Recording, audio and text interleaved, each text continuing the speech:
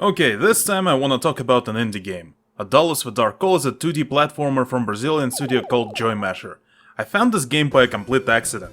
I think I was watching some indie dev showcase and they were playing this fourth stage, I think. And I thought, hey, this looks pretty good. And then the game came out in 2015 and yeah, it really was pretty good. Look at how much I played it. Okay, I need to make some space. Before you start the game on PC, you'll see this launcher here, this small ass window that you cannot resize. You don't get proper resolution settings either, you only get free screen sizes and a full screen display. The game looks just fine, so it's not a big deal. If you're playing full screen, you can also choose to activate this TV filter if you're into that sort of thing. There is also this option and I have no idea what it does. In the input tab, you can set your controls for keyboard and controller. The game doesn't recognize the triggers on the X input controllers, but you don't really need them. You also cannot remap the key bindings individually. Okay, now that we're done with the settings, let's start the game.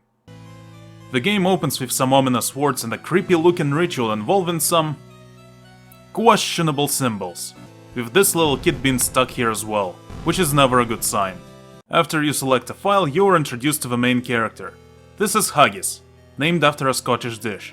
He has a big sword and doesn't have any pants. In other words, a real man.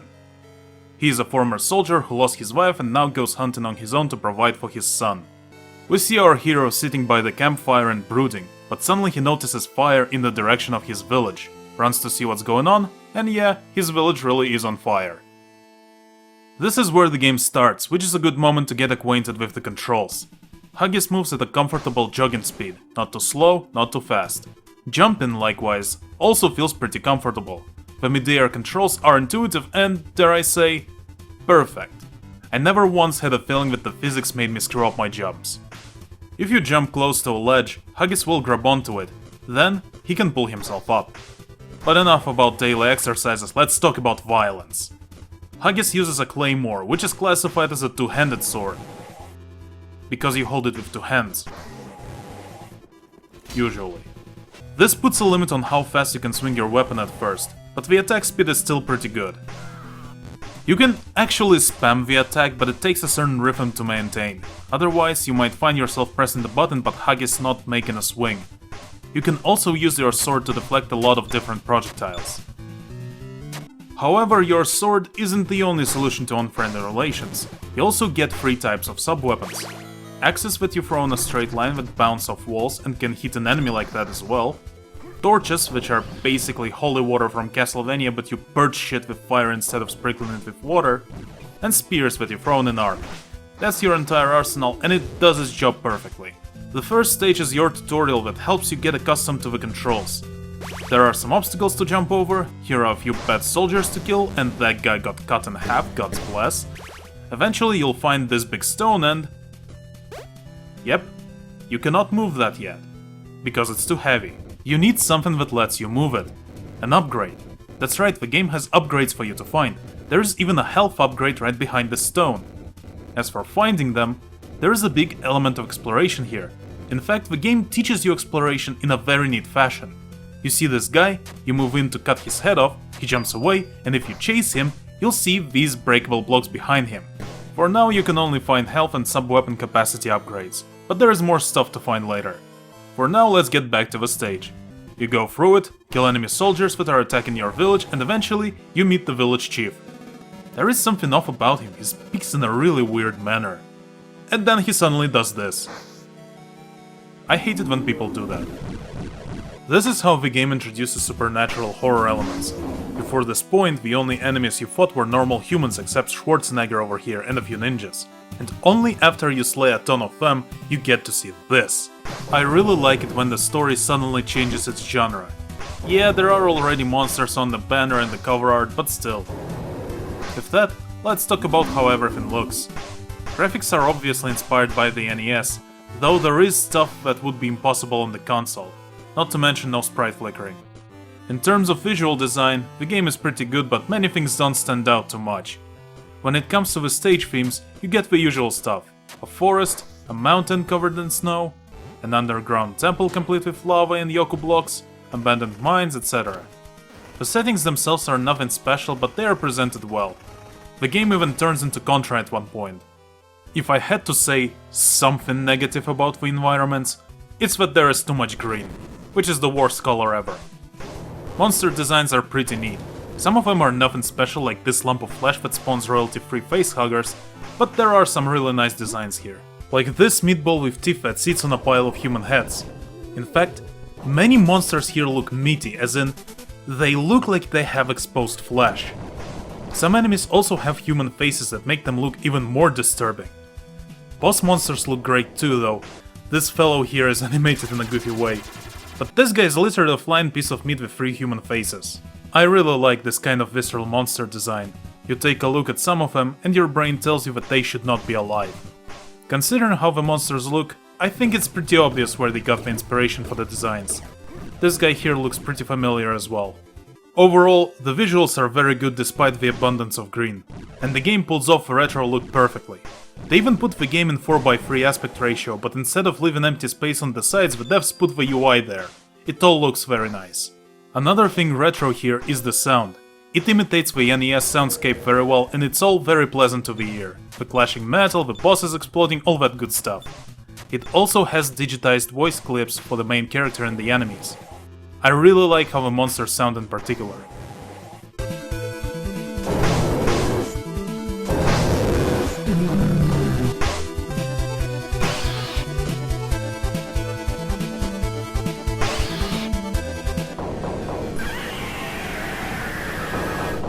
But the main star in this soundscape is the music, which is also done in 8-bit style.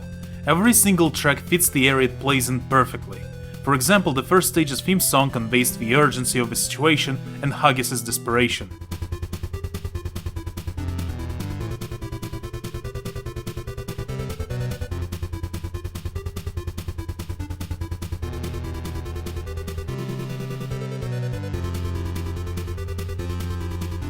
On the other hand, this underground area's music is slow and atmospheric to convey the aura of mystery.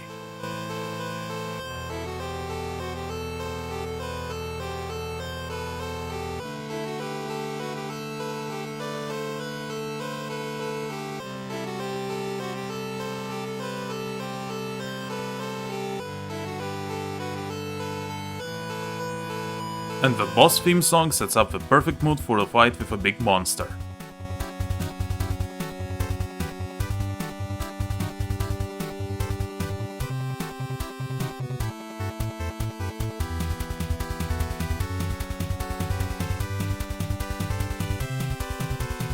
The soundtrack is great. It knows when to be fast and energetic, it knows when to be atmospheric or melancholic. My personal favorites are the 2 Aqueduct stage theme songs. You can find the soundtrack on the composer's Bandcamp if you want to listen to it separately or buy it. Let's go back to the gameplay.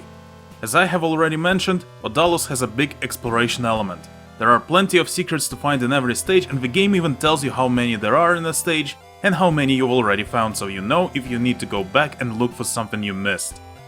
The secrets usually involve some kind of upgrade. Aside from more health and projectile ammo, you can find new swords and armor.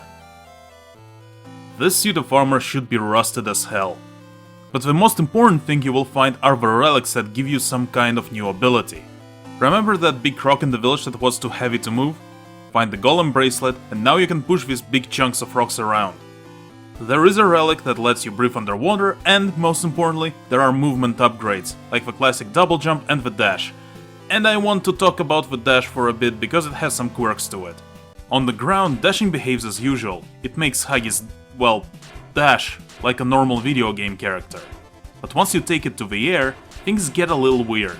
If you try to dash jump like you would, say, in Mega Man X, you'll see that you lose momentum from the dash as soon as you let go of a button.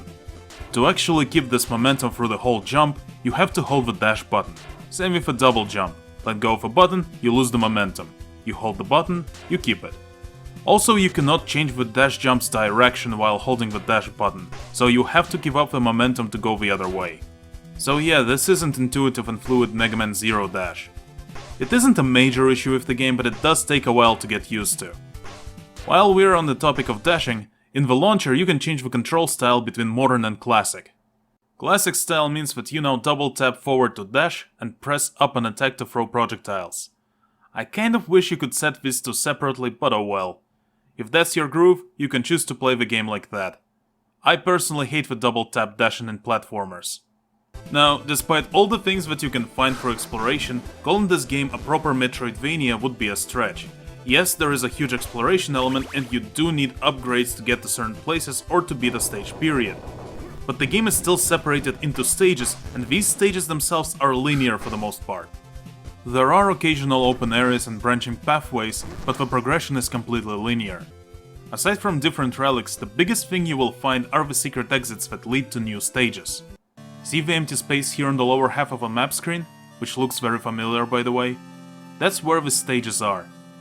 The cool thing is that once you've found the secret exit, if you return to the stage you will be able to start right at that exit, so you can continue exploring where you left off. In terms of difficulty, the game has a good curve. Early stages start easy enough and then the game gets progressively harder. However, the overall difficulty is relatively low. The only stage where the difficulty goes into the hard setting on my scale is Devil's Peak due to the wind and ice physics. Actually, even those don't make it too hard. Hell, ice physics and underwater stages are the two things that make most gamers groan in discomfort, but both are present here and they're fine. I never really thought that the game got annoying at any point. Even the auto-scrolling sections, which I usually hate, are done in a fun way here. The stage design in this game is great. Even if the aforementioned hazards and the enemies are kicking your ass, the healing items are plentiful and often placed not too far from each other. I have no idea who would put soup in a treasure chest underwater, but it's there. And if that is not enough, you will also meet this fine fellow here who will gladly sell you food for money. Which is actually souls. Farming soul orbs from enemies is easy enough, but there are stashes of them hidden throughout the stages as well. Some can be found behind the easily identifiable breakable walls, just like many other secrets. The merchant does this thing where he increases the price every time you buy something, but it has an upper limit and it's never too high. If you crave harder challenge, there is also the veteran mode. And it's not just a harder difficulty. In fact, I don't think it makes enemies harder to kill in any way. Instead, it opts for a different enemy placement, adds new enemy types, and even remixes level structure and item acquisition order. Unfortunately, it also starts spawning normal enemies during boss fights. It isn't that bad here on the first boss, but it does make later fights unfun. I hate it when games do that. The last thing to talk about is the story, and there isn't actually much of it, as you'd expect from this sort of game, though there is a big plot twist at the end. You even get an extra scene if you find all the secrets. Each stage has these lore tablets that tell you, well, the lore. It's pretty simple, but I like how the writing makes it ambiguous what the darkness they describe actually is. Is it the monsters? Is it just the foreign tribes as another tablet says? Maybe you were the real monster this whole time. Yeah, that's an extra skin. They used to be paid DLC, I think, but became free after an update. It's pretty cool. So, overall, the game is really good. It has fun exploration, good retro-style graphics and music, and cool monsters to fight. That said, the game does have some technical issues. I found several bugs during my playthrough, like these damage effects not disappearing or camera freaking out over here. I've heard that the console versions have more serious issues, like I have no bloody idea what's going on over here, so the PC version is probably the better option. The game obviously isn't very demanding, and if you have a PC, it can probably run Odalus, so I highly recommend you try it out. Now, finally, I want to mention the studio that made the game, Joy Masher. They have only released 3 games commercially so far, but these people clearly know what they are doing. Their first game, Oniken, wasn't really anything special, but it was competent and fun, if a bit frustrating at times.